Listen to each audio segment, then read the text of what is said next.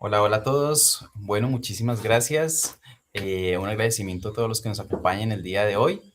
Iniciamos este capítulo en modo experto con un invitado de lujo. Y bueno, como todos sabemos, estamos viviendo una revolución en muchos aspectos de nuestras vidas con este auge de la inteligencia artificial y con grandes retos. Hoy nos acompaña Rafael Campoblanco. Lo conocí hace un par de años en un evento de la UNAT. Rafael es vicerrector de Educación Online de la Universidad Espíritu Santo, organizador TED, Key Speaker, embajador EdTech y docente de posgrado, como también promotor de inteligencia artificial. Y bueno, le damos también la bienvenida a Rafael. Me gustaría saludarte y que nos dieras un saludo a todos los que nos acompañan el día de hoy. Gracias, Sebastián, y a todos los amigos que se están conectando gentilmente a esta sesión, que espero yo sea enriquecedora, ya que los temas están muy vivos en este momento y vamos a procurar abordarlos de manera tal que sirva para que ustedes también puedan tomar decisiones en este maravilloso mundo donde las tecnologías emergentes son parte ya de nuestra cotidianidad. Gracias a Kutsu Partners y a Eureka por el espacio. Súper genial. Rafael, yo tenía algunas preguntas y en este sentido quería preguntarte, ¿cómo hacemos que un profesional en estos tiempos de inteligencia artificial donde encuentran todo tan rápido, ¿no? Que tú escribes un prompt y ya lo tienes, ¿cómo hacemos para que estos estudiantes tengan un pensamiento más crítico y analítico a la hora de utilizar estas herramientas? Muy bien, bueno, es una pregunta que no ha pasado de moda, Sebas. Desde hace 3 años la vengo escuchando al menos una vez a la semana, ¿no? En algunas épocas, una vez al día, ¿no? Mira, el pensamiento crítico, el pensamiento creativo, enfrentar las incertidumbres, todo aquello que es muy humano, tiene por naturaleza que desarrollarse en ese... Ahora, todo lo que es automatizable, todo lo que tiene que ver con la ciencia de datos, todo lo que tiene que ver con el pensamiento exponencial, crecimiento, va hacia el lado más tecnológico. El problema está cuando a veces queremos mezclar las cosas, ¿no? Y eso le ha generado muchos problemas a las organizaciones porque esperamos a veces mucha más tecnología en la humanidad o mucha más humanidad en la tecnología, y resulta que hay cosas que no necesariamente tienen que mezclarse. Eso es por un lado. Segundo, el pensamiento crítico no es una necesidad actual. El pensamiento crítico es una manera de entender el mundo hace tiempo que ahora se sustenta en una cantidad de bases pedagógicas para enseñarse, filosóficas para entenderse y procedimentales para ejecutarse. Y metodológicas, si lo queremos de alguna manera, para que su ejecución sea mucho más efectiva. Con incorporación de las tecnologías emergentes, porque también hablamos mucho de inteligencia artificial, pero la inteligencia artificial es parte de un holding más grande de tecnologías emergentes, se cuestiona mucho una primera gran capa, que es la producción de contenido, la producción de ideas, la producción de texto, bueno, la IA generativa que produce contenido.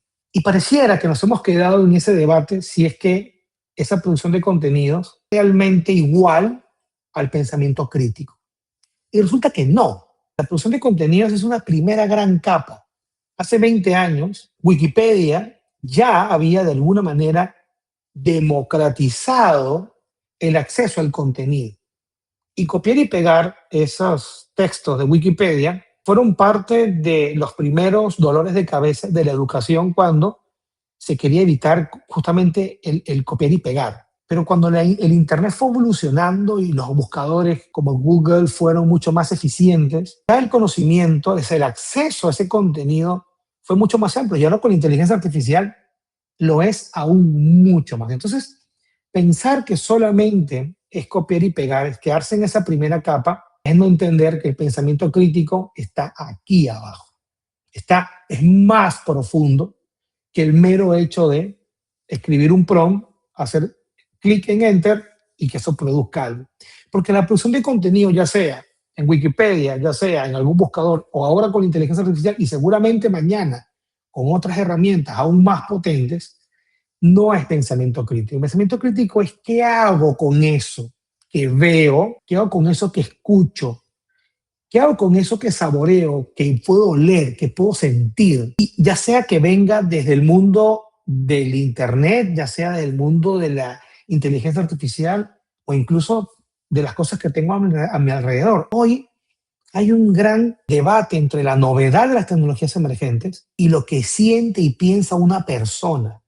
El MIT lo resolvió clarísimo y dijo lo siguiente. Primero, la política de uso de inteligencia artificial de una de las mejores universidades del mundo son 4 párrafos, Sebas. 4 párrafos pequeños. En ningún Wow. momento la prohíben, la motivan. Pero ya para cerrar esta idea, en el MIT dijo lo siguiente.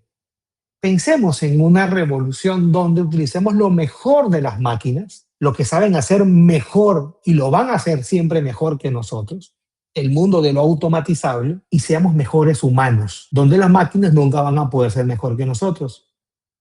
Empatía, alegría, amor, interés, incertidumbre, pensamiento crítico, pensamiento complejo y una cantidad de cosas que si tú las unes sin necesidad de mezclarlas, por supuesto que van a tener un impacto muy distinto. Entonces, el pensamiento crítico no es la parte más arriba del debate. El pensamiento crítico está aquí, mientras que la generación de contenido va a ser cada vez más efectiva, pero está muy arriba. Es la primera capita del conocimiento. Así que bueno, espero que eso les sirva a nuestros estudiantes en entender de que no es copiar y pegar, ese no es el debate. Al revés, van a haber cosas más efectivas en la generación de contenido, van a evolucionar con mucha más fuerza, pero de nada sirve esta primera capita si usted no profundiza. El pensamiento crítico es la profundidad que usted le da a las cosas que va percibiendo en el mundo que vive, ¿no? Qué bueno, Rafael. Me parece muy interesante la parte que comentaste de lo de Wikipedia, ¿no? Y cómo en esa época hubo como ese boom también, como esos miedos, ¿no? En las instituciones educativas. Y comentaste también sobre el pensamiento crítico y estas capas. Hace poco estuve, de hecho, el post que te compartí, ¿no? Que había hecho en LinkedIn, este primer post. Y ahí veía que el Foro Económico Mundial tenía unas competencias y entre esas 10 competencias de cara al 2030 está obviamente de primera la inteligencia artificial, ¿no? Pero dentro de esas 10, algo que me llamó mucho la atención y que me parece muy, como decimos aquí en Colombia, muy chévere de analizar, ¿no? Es que de esas 10, entre 6 y 5 eran eso que nos hace humanos, lo que tú dijiste. Por ejemplo, pensamiento analítico, crítico, emocional, que podamos sentir, ¿no? Entonces, es muy valioso, contrastando con lo que dices y que estoy de acuerdo, que seamos más humanos y busquemos ese equilibrio que la inteligencia debe ir de la mano de la inteligencia artificial, obviamente, pero también de nosotros como humanos, de nuestro sentir, y que pues, tenemos como todo esto a la mano, ¿no? Pero es donde nosotros debemos, con nuestro pensamiento honesto y crítico y analítico, si esto nos sirve o no.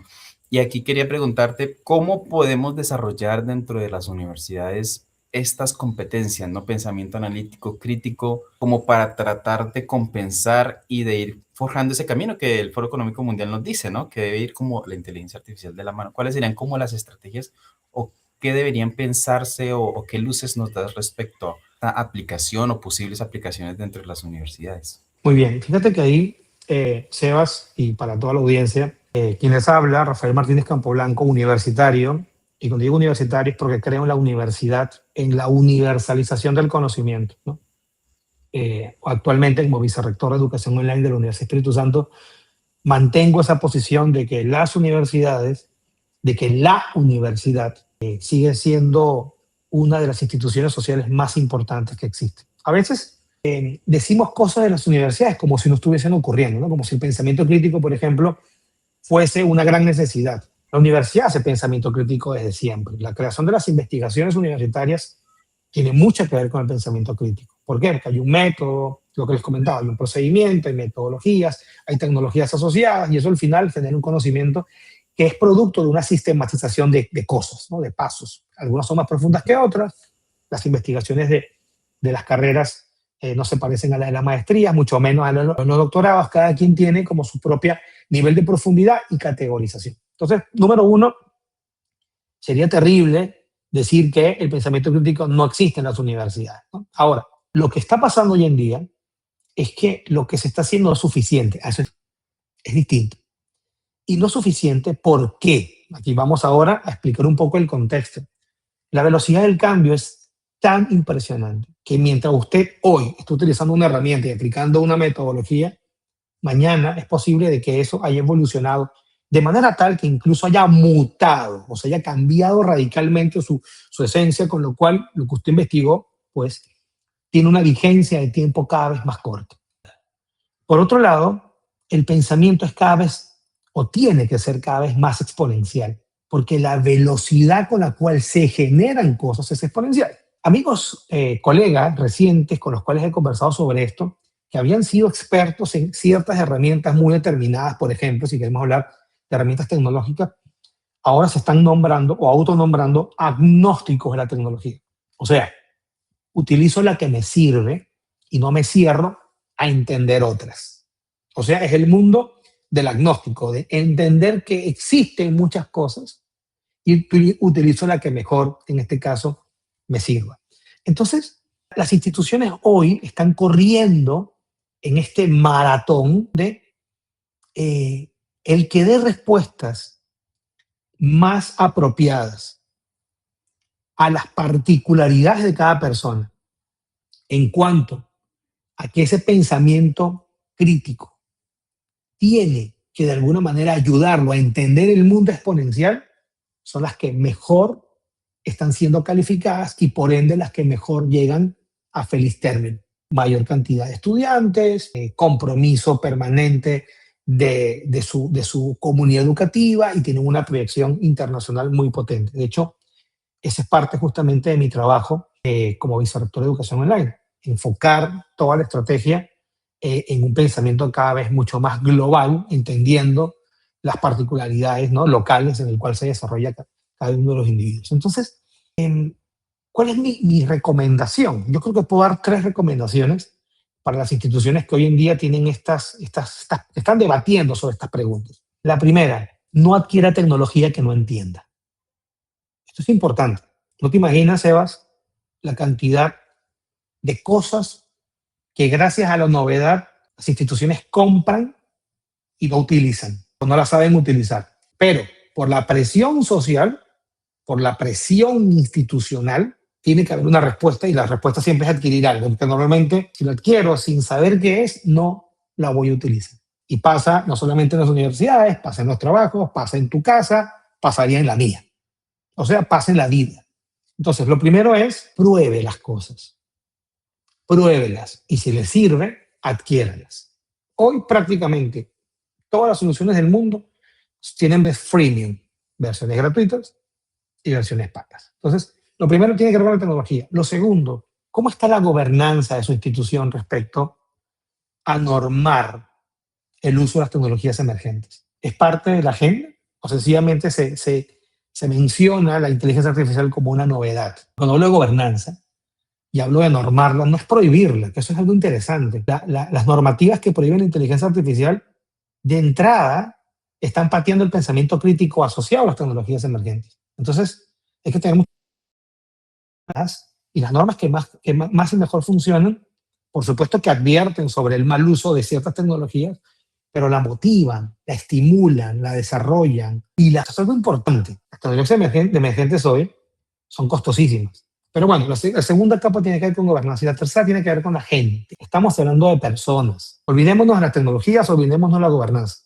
Estamos hablando de seres humanos que sentimos, que nos da frío, que nos da calor, que tenemos un reto permanente para manejar nuestras propias emociones, que vivimos entendiendo esta incertidumbre sobre las tecnologías emergentes, que si tú ves cualquier red social, pareciera que el mundo se va a acabar mañana, ¿no? O peor aún, pareciera que si tú no sabes nada de esto, entonces desapareces del ecosistema. Entonces, estas 3 recomendaciones: pruebe la tecnología, no la adquiera por presión. Segundo, ¿cómo están sus elementos de gobernanza?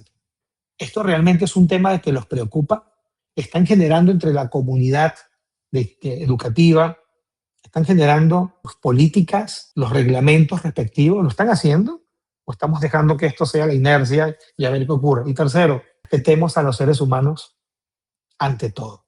En el momento que nosotros no tengamos la capacidad y el respeto por las personas, triste futuro. Las máquinas que ya hacen cosas, sobre todo procedimentales, muchísimo mejor que nosotros, entonces, bueno, esperaremos hasta que sientan y en ese momento serán mejores que nosotros, como la serie de Netflix, que es increíble, ¿no? De los robots, y se llama, de hecho se llama así, mejores que nosotros, ¿no? Es increíble. Hay un poco de publicidad también para estas series disruptivas. Genial, no, Rafael, me parece muy interesante lo de probar la tecnología, la gobernanza, perdón, y la gente. Yo creo que la gente es muy importante. Comentabas, bueno, que llevas la vicerrectoría, ¿no? De la Universidad Espíritu Santo.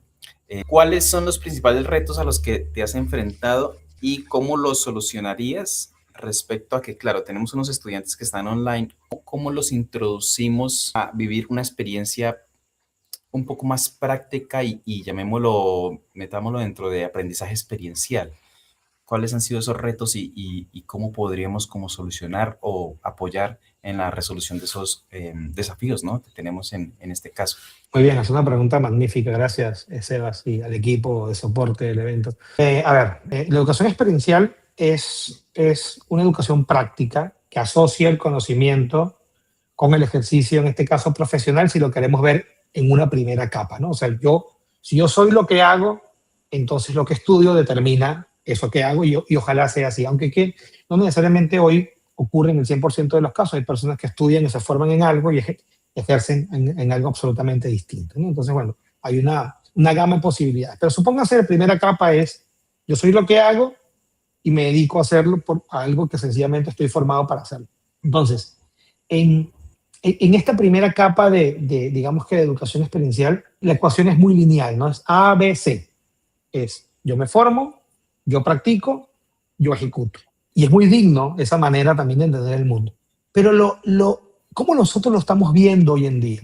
Como entendemos de que esa linealidad cada vez es más difícil de hacer porque las personas en principio nos movemos por el mundo presencialmente, o sea, físicamente, y por qué no, virtualmente. Entonces hay un tema que tiene que ver con el modelo educativo. Yo creo que ese es un tema que debemos siempre abordar y es que el modelo educativo no es una palabra santa como la Biblia lo es, o da lo mismo cualquier texto de cualquier doctrina religiosa, que es inamovible, es incambiable, o sea, no, eso es así y va a seguir siendo por los siglos de los siglos, ¿no? Eso, el modelo educativo, los modelos educativos no pueden ser los mismos antes y después de la llegada de la inteligencia artificial, es imposible que sea así. Y de nuevo, la inteligencia artificial, tecnologías emergentes, blockchain, machine learning y cualquiera de estas que son cada vez más sofisticadas porque hablan y dibujan un mundo muy distinto al que conocemos. Entonces, el modelo educativo no está escrito en piedra, puede cambiar. Entonces, o lo segundo, después de entender esa primera capa lineal, que es el mundo perfecto, vamos a la segunda capa, que es el mundo real, el mundo donde la gente se está moviendo, y los modelos educativos tienen que de alguna forma modificarse porque el modelo educativo, al final de cuentas, es una visión sobre la cual una institución reorganiza las cosas en función de las necesidades que van apareciendo actualmente. Entonces, yo creería que ahí hay una super tarea, una asignatura pendiente, hay una tarea por hacerse. Y es que nosotros, por ejemplo, estamos hoy en día discutiendo sobre las políticas de calidad en el modelo educativo. Entonces, hemos tomado esa iniciativa porque la incorporación de nuevo a las tecnologías emergentes, específicamente la inteligencia artificial, nos obliga a reconsiderar aspectos como, por ejemplo, cómo es el sistema de evaluación de la universidad. ¿Qué estamos haciendo con la evaluación? Inspirados, revisando textos hermosos, por ejemplo, hay uno de Jorge Rey Balsacchi, que tiene que ver con evaluación en la era post-plagiarismo. O sea, mira esto que es interesante. ¿Qué dice este texto? Está hablando del mundo después de la preocupación de copiar y pegar.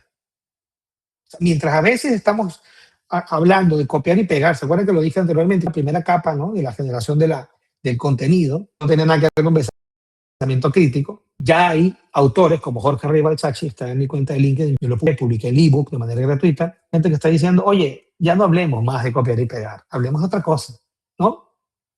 O el libro de Ana Enríquez, profesora de la UDLA de Chile, que habla sobre evaluación resiliente de la inteligencia artificial. Magnífica. Entonces, ya hay personas que están justamente hablando de ese tema. Y fíjate, dentro del mundo educativo he tomado un pequeñito elemento que es la evaluación, dentro de un mundo de cosas mucho más grandes. Ahora vamos a lo práctico, la experiencia de aprendizaje.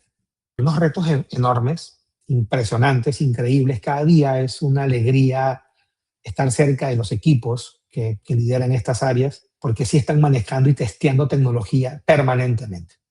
¿Para qué? Para mejorar la propia experiencia de aprendizaje, o sea, que la formación sea cada vez más dinámica, cada vez más puntual, cada vez más wow, porque sí, ustedes y yo competimos cuando ingresamos a nuestro teléfono celular, por ejemplo. Supóngase que ingresamos a el app de una universidad. Pero usted no solamente está viendo el app de la universidad, tienes a WhatsApp, tienes a Instagram, tienes otras cosas en ese ecosistema. Entonces, estas plataformas compiten por su atención. Entonces, el efecto wow, que hasta hace poco era un pecado, sobre todo en las universidades, porque pareciera que mientras hay un profesor que se para de una clase magistral y todo lo que era diferente a eso era sinónimo de mala calidad o de improvisación, resulta que ahora eso ya nos llama la atención. Eso, y más, me haces una pregunta respecto a la educación en línea, pero la educación presencial, que no se está transformando, está perdiendo cada vez más de manera acelerada estudiantes. Entonces, la forma en cómo se hace, la manera en cómo se lleva la formación es importante. Pero la educación experiencial es esa conexión entre lo que aprendo y lo que hago. Y aquí viene algo que es muy importante, los ejercicios de vinculación con el medio, la manera en cómo practico lo aprendido. Hay una cantidad de las soluciones clásicas, ¿no? Están las respectivas prácticas preprofesionales, están los laboratorios de innovación, los semilleros de proyectos, pero también están los Living Labs, los Smart Campus, o sea, otras evoluciones de las universidades para que la práctica sea cada vez más novedosa, más interesante y más parecida a lo que el mundo te va a exigir como profesional. Y por último, y es el tema tal vez más relevante de la formación universitaria, no es la propia formación, es el ejercicio de la profesión, es el producto terminado. Y aquí vienen muchas cosas. Primero, no se rompe el cordón umbilical entre la universidad y una persona solamente con la entrega del título. Hay un acompañamiento posterior que tiene que ver con acompañar a las personas a lo largo de las diferentes circunstancias de la vida.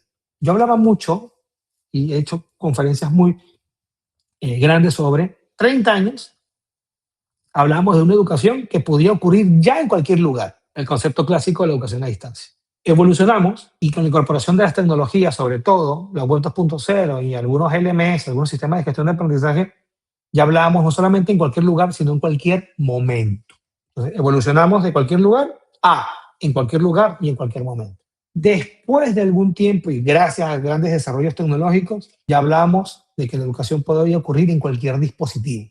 Entonces vamos de nuevo. Ya se podía hacer en cualquier lugar, en cualquier momento y en cualquier dispositivo. Pero faltaba algo. Y tiene que ver mucho con justamente la educación experiencial. Ya que la educación que tú recibías te acompaña a lo largo de la vida. El concepto de lifelong learning asociado a los diferentes momentos. Hoy estamos haciendo esto, mañana podemos hacer algo absolutamente distinto. Y lo que yo fui aprendiendo me acompaña en esa experiencia de ejecución profesional. Entonces le agregamos un cuarto componente en cualquier momento de la vida. Si la educación se puede hacer en cualquier lugar o para cualquier lugar, en cualquier momento, en cualquier dispositivo y para todas las circunstancias de la vida, entonces eso responde a la educación experiencial. Imagínate si eso estimula el pensamiento crítico. Imagínate a su vez que está asociado a las mejores tecnologías del mundo conocido. Estamos hablando de un profesional que no tiene límites. ¿Por qué? Porque la peor publicidad para una universidad es el egresado desempleado, que es la antítesis de la educación experiencial. Es el fracaso de un sistema, es el fracaso de las voluntades de las organizaciones, es el fracaso de la propia persona, con lo cual condena a su familia, hay una cantidad de cosas que que se desencadenan por ello. Así que creo que eso es un poco esta manera de entender la educación experiencial, que por cierto sé que es un tema que para ustedes es muy importante. Súper. Yo tengo una pregunta, Rafael, y es, ¿cuál es tu opinión frente a los simuladores de negocios y con todo este auge de la inteligencia artificial? Y una noticia, bueno, esto no se ha publicado en ningún lado, pero es una novedad que tenemos dentro de nuestros productos y es que se puede ahora identificar en los simuladores de Eureka Simulations el uso de inteligencia artificial, buscando como evitar un poco a algunas personas, tú sabes, que llegan a hacer un poco de trampilla, llamémoslo así, Sí. que obviamente se pueden apoyar, obviamente no se les puede prohibir, se pueden apoyar con su pensamiento crítico y analítico, pero ¿cuál es tu percepción frente a estos simuladores, frente, por ejemplo, a las cámaras de realidad virtual? Que bueno, no es nuestra línea, pero también vemos que hay universidades que lo que tú has dicho, por tratar de subirse al barco de la moda, a veces no tienen como el aprovechamiento de todas estas herramientas, pero que tratan de seguir ahí en ese proceso de innovación. Entonces sería muy chévere conocer tu perspectiva de estas herramientas. Ya, genial, gracias. Es una muy buena pregunta. Bueno, yo soy un creyente total de la educación inmersiva, ¿no? De la simulación controlada, de los laboratorios virtuales. En el IFE Conference, que es uno de los principales eventos de educación y tecnología que organiza el TEC de Monterrey, en los últimos 2 años yo he sido justamente para hablar sobre laboratorios virtuales y educación híbrida como tal.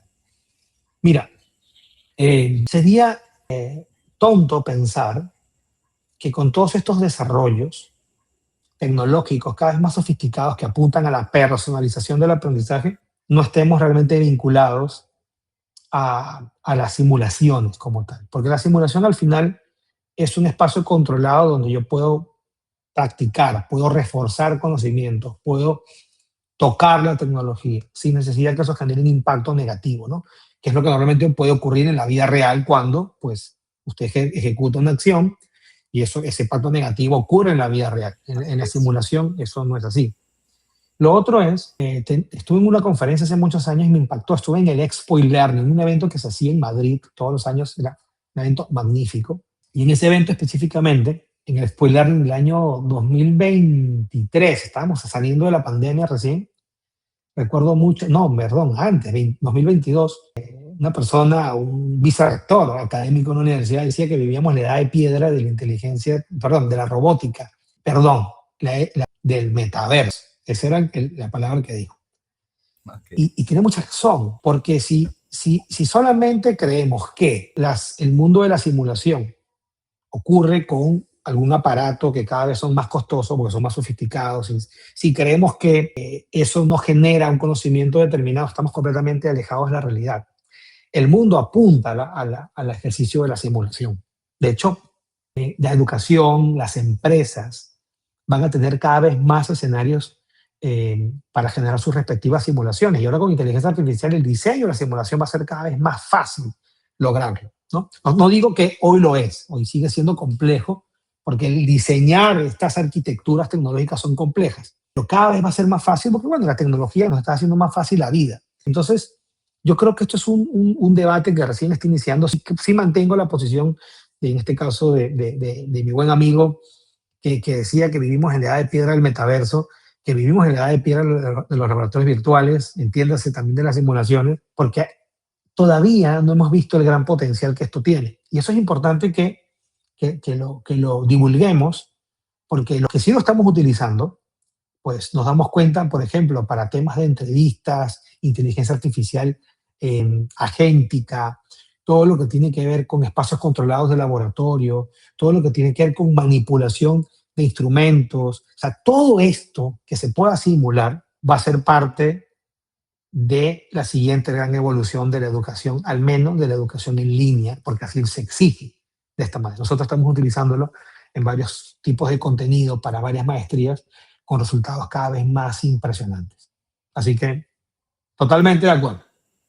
Genial, genial, Rafael, muchas gracias. Mira que estamos teniendo un caso con algunas instituciones sobre lo que tú comentas, que hay hoy en día las universidades y los profesores pueden hacer con la inteligencia artificial muchas cosas. Y con una escuela muy famosa de Europa nos está pasando lo siguiente. Ellos crearon como un, llamémoslo en este caso, por confidencialidad, un simulador, ¿no? Con inteligencia artificial. Pero llegaron al punto donde, bueno, ¿y ahora qué hacemos con esto, no?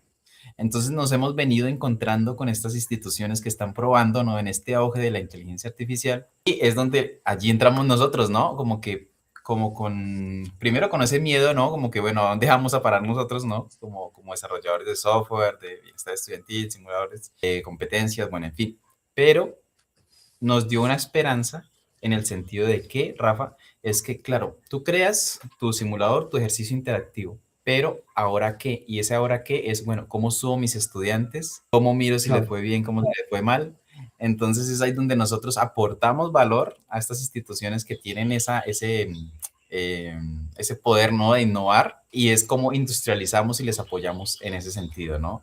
Entonces, para hacer el debriefing, ver los resultados, etcétera, colocar obviamente todo en su lugar, conectarlo de manera a su LMS. Wow. Entonces, es muy bonito vivir como esa época, la que tú dices, es que de verdad me gusta mucho como también tú te expresas y te apasionas hablando, porque es muy bonito vivir esta etapa, ¿no? En la que estamos. Y eso por ese lado. Y lo otro que también quería compartirte, hace poco estuvimos con Kutsu Partners en un encuentro nacional en Ascun de vicerrectores de Colombia, y me comentaste lo de online, me pareció genial, y también comentaste lo de presencial, ¿no? De los estudiantes presencial. Y una vicerrectora hizo una pregunta durante una conferencia y era en cuanto a la presencialidad, ¿no, Rafa? Estamos pensándonos la inteligencia artificial, estas innovaciones tecnológicas y todo, pero ella se preguntaba a toda la audiencia y al conferencista, ¿cómo es posible que sigamos manteniendo las estructuras físicas como el salón de clases dentro de un salón de clases en la misma organización, las sillas, por ejemplo, del siglo pasado? ¿Cuál es tu opinión frente a eso? Bueno, es una apreciación muy polémica, ¿no? Que hizo en este caso una persona que no conozco y a veces hay que revelar ciertos nombres. Habría que entender su realidad.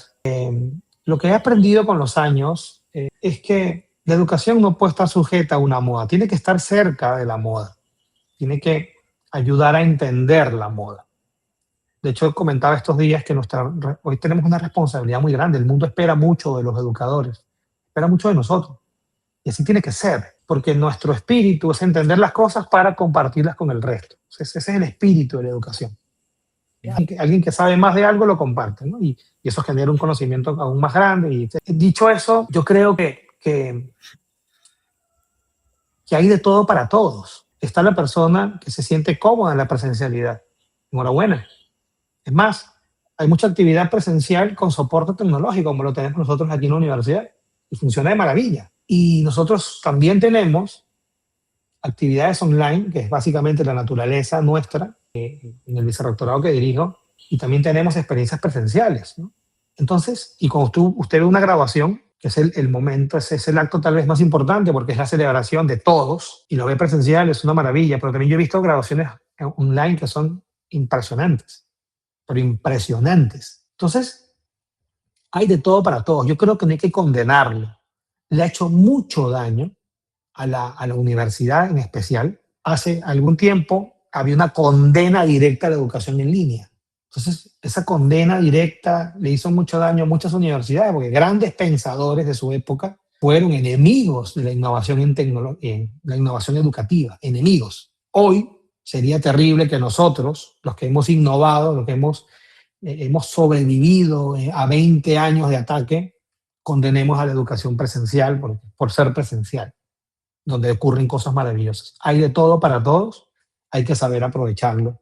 Hay muy buena educación presencial y hay pésima educación presencial. Hay muy buena educación en línea y pésima educación en línea. O sea, la modalidad no condena realmente que algo sea bueno o malo. Depende de un esfuerzo colectivo, de una visión institucional y sobre todo de la pasión de la gente que está en esos mundos, que hoy, por cierto, conviven. Hoy nadie es puramente presencial o puramente online. Ya el mundo es muy híbrido. Este fue el tema sobre el cual dicté justamente esta ponencia en el IFE Conference. Hablé sobre una educación que se va encontrando para evitar el debate si una cosa es mejor que otra, ¿no? Así que bueno, ese es un poco el mensaje, Sebas. Muchas gracias. Súper. Rafael, ya para ir cerrando un poco, bueno, este webinar, me gustaría pedirte 3 ideas para que las personas que se estén conectando y estén conectadas, bueno, si alguna persona también tiene preguntas, por favor, en el chat, las vamos a ver, pero me gustaría como pedirte a ti, Rafael, bueno, tú me has dicho que te... Rafa, ¿cómo podemos pedir, o bueno, qué podemos hacer como instituciones universitarias que las personas que nos estén viendo se lleven 3 ideas principales de cómo hacer para que nuestros estudiantes lideren y decidan en este mundo de la inteligencia artificial? Muy bien, es una gran pregunta.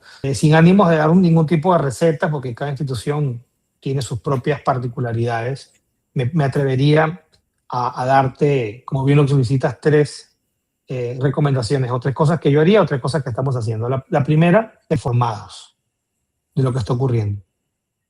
Por un lado, despertar en nuestros estudiantes la curiosidad, que es muy humano eso, pero también nosotros como institución proveer de los recursos necesarios para que las personas estén informadas. Esto es el ejercicio de la formación, Sebas, es un ejercicio, es un binomio. Muchas cosas dependen de mí, pero hay otras que también dependen de mi institución. Entonces, y cada uno tiene su 50% de responsabilidad. Entonces, por un lado es despertar la curiosidad por aprender sobre lo nuevo y por el otro lado, bueno, dotar de la información necesaria para que esto, en diferentes espacios, en cursos, en webinars, en diálogo, este tipo de actividades, para mí son maravillosas, porque yo en esta actividad aprendo muchísimo, te escucho, ya tomé un par de cosas que dijiste del mundo de la simulación, entonces me lo llevo, ¿no?, a mi mochila de temas. Eso, digamos que como primer elemento. El segundo es generar espacios reales para testear cosas, para probar cosas. Lo peor que puede ocurrir hoy es dar hacer un comentario de algo que nunca has tocado, nunca has visto.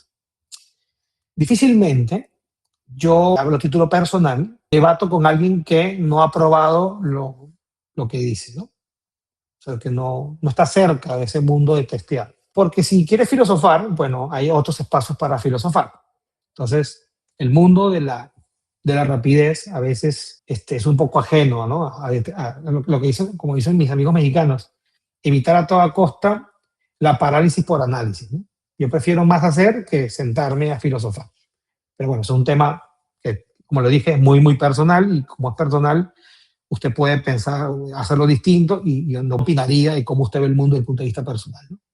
Y lo tercero, yo creo que tienen que haber intenciones reales para implementar proyectos. Y eso tiene que ver con voluntad política de las instituciones, pero también tiene que ver con presupuestos. Y aquí la cosa se hace el camino más chiquito, porque muchas de las cosas que queremos nosotros tocar, implementar, probar, etcétera, y después que ya lo hicimos, responden a unos presupuestos que te aterrizan los pies, ¿no?, aquí, a la tierra. O sea, te ubican en tiempo y espacio, y ahí tú, esa teoría se va a convertir en algo que puedas comprobar. Entonces, no se trata solamente de un discurso político de decir que estamos utilizando tecnologías emergentes o simuladores y demás.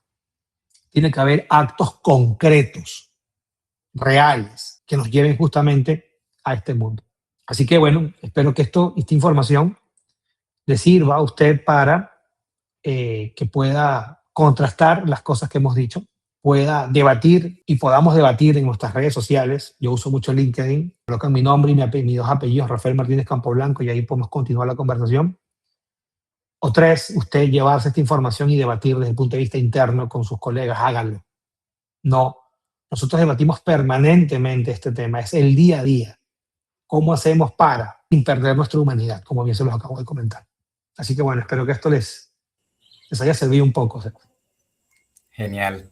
Rafa, muchísimas gracias de verdad por este espacio. Yo, la verdad, tengo bastantes preguntas por más que hacerte, pero bueno, yo creo que hay otros espacios y buscaremos otras oportunidades de poder seguir conversando. Esperamos a todos los que nos están viendo también les haya dado algunas luces o algunos puntos para reflexionar y profundizar. Y bueno, las puertas abiertas también en Coach Partners para abrir estos diálogos. y bueno, a seguir construyendo juntos. Hay muchos desafíos. Rafa, de verdad, mil gracias. Gracias a todos y bueno, que tengan un excelente día. Hasta Claro que luego. sí. Vamos a tomarnos una foto rápidamente para Claro, claro que sí. compartirla por las redes. A ver, uno, dos, tres. Muy bien, excelente. Bueno, Ya, muchas gracias a todos y a Kusut Partners y a Eureka Simulations por esta invitación. Tienen a un amigo aquí y a la Universidad Espíritu Santo como un potencial aliado para conquistar el genial. mundo y hacer cosas extraordinarias. Un abrazo para todos. Cuídense mucho. Gracias, Rafa. Hasta luego.